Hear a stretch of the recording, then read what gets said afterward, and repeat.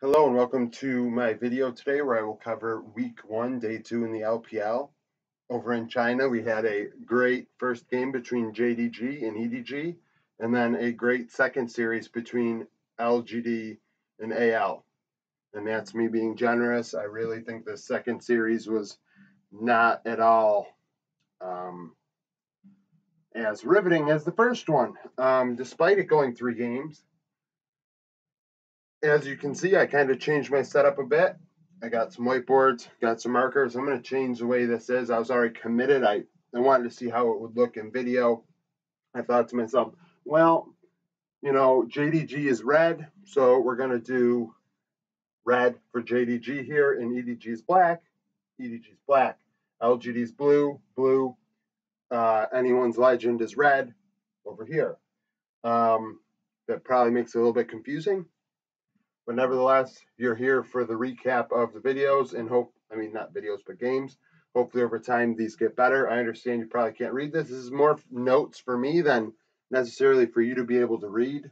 Hopefully you, take the notes that I'm giving you from these games and then say to yourself, oh, well, if I want to rewatch that game or what happened in that game, now I know. So game 1 between EDG and JDG. EDG dominated. I mean, it's all black there for a reason. JJ just dominated on Lee Sin. He went top lane, got a double kill, went into the bot river, got another double kill, and by 10 minutes, it was already 6-1 EDG, and they were up 2,500 gold. It just extended after that by 12 minutes. It was 9-1, 3.5K gold lead, and it was 2-0 in Drake's. JJ was 5-0-2 at the time, completely dominating on Lee Sin. It was quite a performance. It would just keep going. I mean, they won another team fight at 16 minutes. JJ with another double kill. Also, something to note that I wasn't really giving a lot of credit for in the early parts of the game. Scout was putting up nearly 100% kill participation by the mid game. For instance, at 15 minutes, he was 3-0-7 out of the 12 kills. He was very active around the rift with JJ and roaming and making things happen. They got to Infernal Soul 17 minutes, 10K gold lead before 20 minutes. I mean, this is without a Baron, for crying out loud. JDG looked awful in game 1. I mean, it was awful. They were very bad. They took Baron at 21 minutes, got the Infernal Soul during the Baron, and then ended afterwards. Like, they just ended the game. I believe the score is 29-9 at the end, and it was a blowout. Game 2, on the other hand, started very differently. The 2v2 pair for JDG was able to make things happen in the early part of game 2. They got a 2v2 kill, and they also won a team fight for Rift Herald. That put them up. LPC had a double kill in the 2v2 again after that, and they had a 2K gold lead at 10 minutes. So maybe JDG kind of figured out, how to get around the EDG problem that they were facing in game 1. I mean, it was kind of weird that they chose to ban Annie instead of other champions that were causing them problems like Lee Sin, but nevertheless, it was LPC versus Flandry at this point. I mean, Flandry in the top lane was making some serious strides on Vladimir. Excuse me, winning his matchup. It was 2-0 for Drake's at 15 minutes for JDG, but all of a sudden you started to realize when the mid game began, team fights began, 4v4s, 5v5s, EDG started winning. Here, this black line here indicates that a 3-0 win in mid for EDG. Viper, double kill. However, excuse me again, JDG got Cloud Soul Point at 19 minutes. So they were controlling the objective still.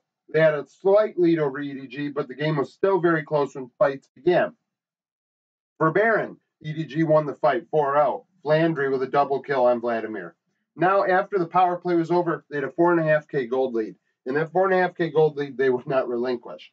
Despite 369's best efforts with a triple kill in bot lane to stop the power play and EDG from ending the game. I mean, it wasn't enough because, I mean, up here, there's a 4-0 team fight win at 29 minutes, and then a 5-1 ace, Viper with a triple kill to end the game for EDG. They won 2-0. I had Flandry as the MVP in these games. He obviously created some issues in the first game. The reason being, I mean, they banned Annie. They didn't choose to ban JJ's Lee Sin. And, I mean, he won the second game. Viper may have been getting the kills towards the end, but he won the second game. Now, the second match, LGD versus Anyone's Legend, was a snooze fest. Anyone's Legend was playing Forge instead of Maple, and he had his moments where he looked good and he looked bad.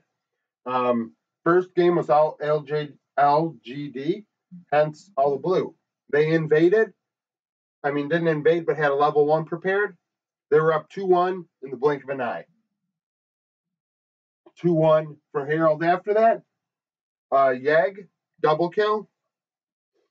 They're up 1K gold by 10 minutes. A 3-1 team fight in mid at 14 minutes with Fearless getting 3-1 and 3 on a Kali and just continued to expand that. He got another double kill in mid. It was 10-5 at 15 minutes, up 4K. Very similar to the EDG, JDG game 1. It just snowballed from there. Fearness and Eric had double kills at 20 minutes to get to third Drake. It was 14-6 and a 7K gold lead at 21 minutes. Eric would have another double kill at 25 minutes. The only moment in game 1 where Anyone's Legend actually gave LGD problems was when they stole Baron. Despite losing the fight, they were able to steal Baron.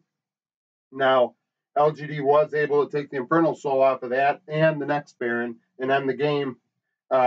Fearness was 9-3 and 11 in this game. I mean, he was great in the top lane. But that was all LGD really had to show. Because hence, I mean, a lot of red in the next 2 games. Game 2, Betty came out firing in the bot lane. He had a double kill in the early part of the game in the 2v2. LGD would answer with a 3-1 for the Drake at 16 minutes. But still, the gold lead was very slightly in the favor of Anyone's Legend. Eric would have a 2v2 kill in the bot lane. He was able to really it was back and forth. There, he was trying to match Betty because Betty was really on fire. It was 4-0 at 15 minutes. A 4-0 fight at 15 minutes. Forge with a double kill, and that kind of started expanding the game. That allowed Anyone's Legend to kind of take a stranglehold on game 2. I mean, they were up 2.5K gold after that, despite LGD getting the Drakes. A 2-0 team fight win at 22 minutes was able to snowball them into another fight where they were able to have a little bigger item advantage. It was a 4-0 team fight at 26 minutes for Baron, ended the game. Betty had a double kill in that game. Betty was the MVP for me in this series, which I'll expand on more. He clearly was their best player in game 2, setting the tone immediately with 2v2 kills.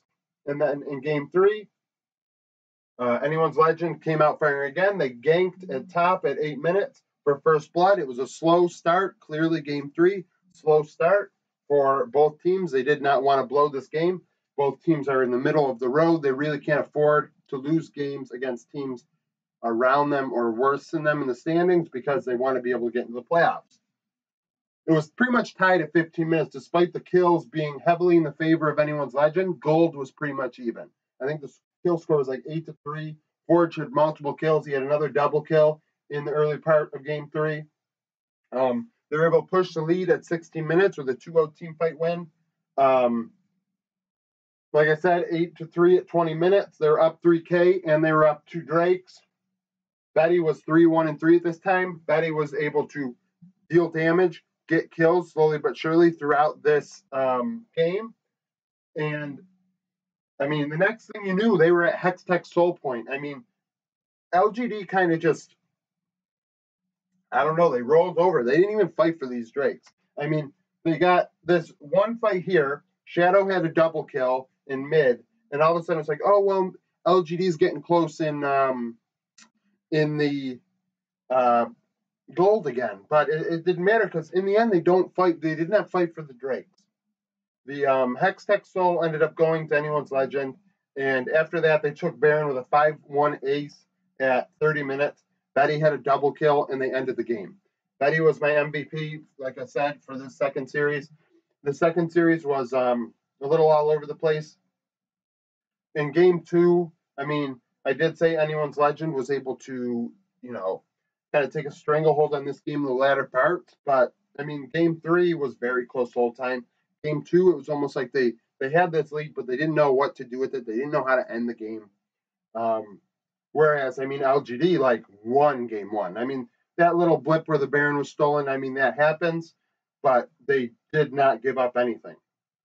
So I'll be back tomorrow with another video with LPL coverage. There's 2 games tomorrow in the LPL and 2 games in the LCK. I intend on starting LCK videos too in a similar format. I do intend on changing the coloration and things and whatever, like I said, to start this video, make it a little more pleasing to the eye. I know, like I said, I don't expect you to really be able to read it. These are more notes for me to be able to recap the game for you. Thank you for sticking around if you stuck around this far. Like and subscribe if you want more videos. Constructive criticism is good criticism. I know I need a better mic situation. I was using a microphone and it started screwing with me right before I started doing this video, so I had to go with the desktop mic or whatever I'm working with now. So thank you for listening and coming to my video, and hopefully you stick around for my video later today too, where I'll be covering my LCK preseason power rankings. So thank you for watching.